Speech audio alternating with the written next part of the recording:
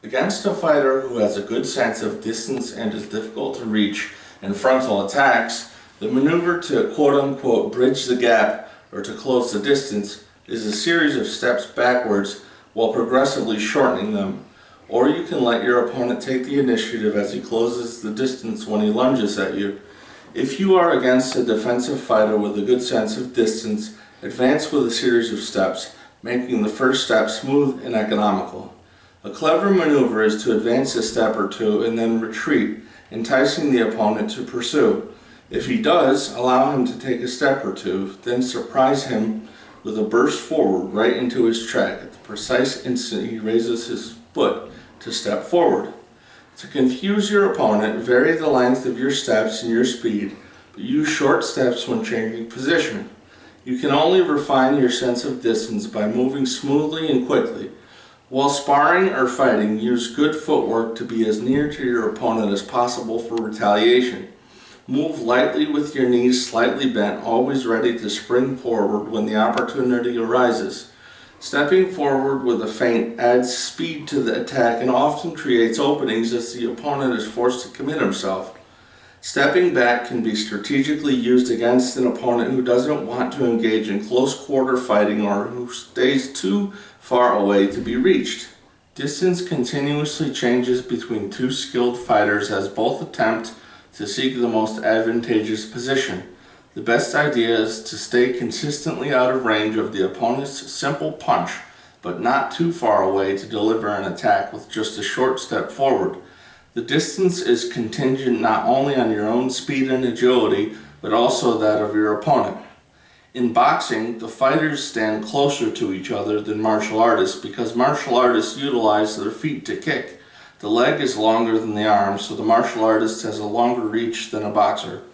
In Jeet Kune Do, there are 3 different distances in fighting. Generally, the longest range is employed when you don't know your opponent's prowess or his intention, and you want to quote-unquote feel or quote-unquote test him out.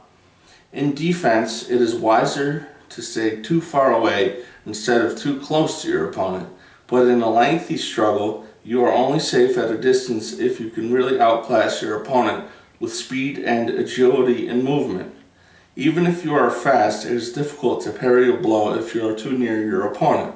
The one who initiates the attack usually has an advantage in close quarters, but an attacker who can't properly figure out distance will not succeed, even if he is accurate, quick, has good timing, and utilizes economy of movement.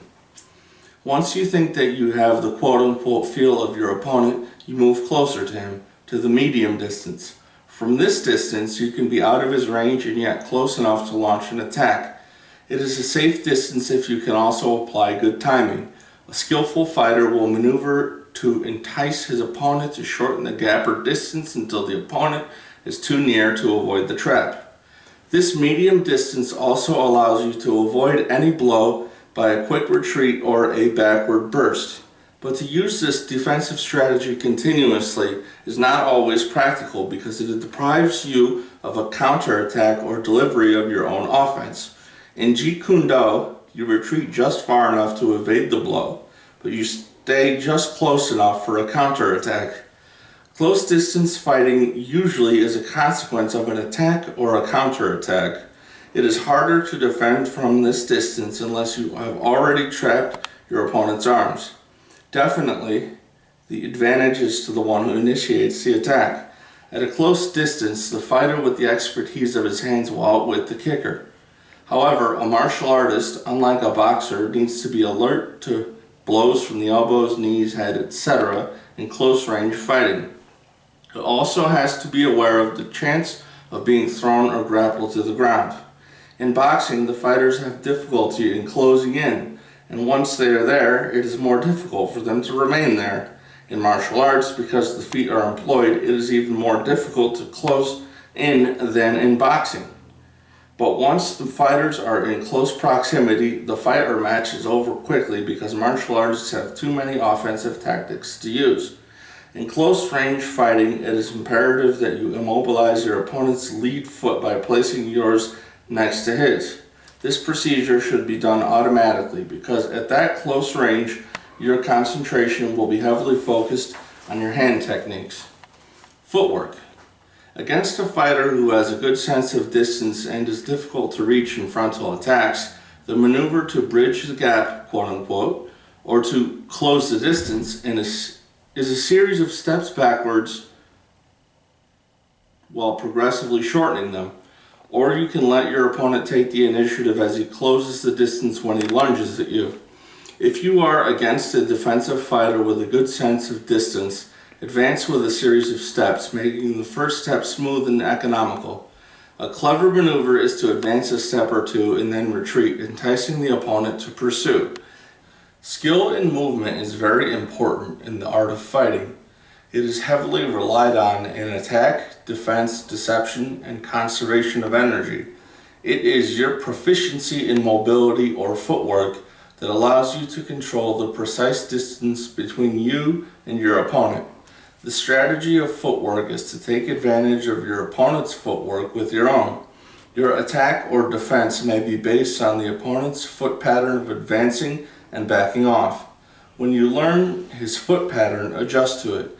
You can then press, advance, or fall back, retreat, just enough to facilitate a hit.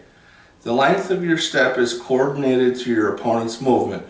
Intuition in moving forward and backward is also an intuition of when to attack and when to defend. A skilled fighter never stays in one spot long. He is in constant motion to baffle his opponent, causing him to misjudge the distance.